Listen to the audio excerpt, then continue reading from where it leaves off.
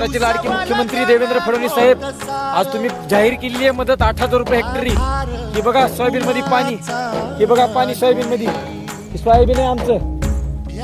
काय होणार आहे 8,000 रुपये मध्ये?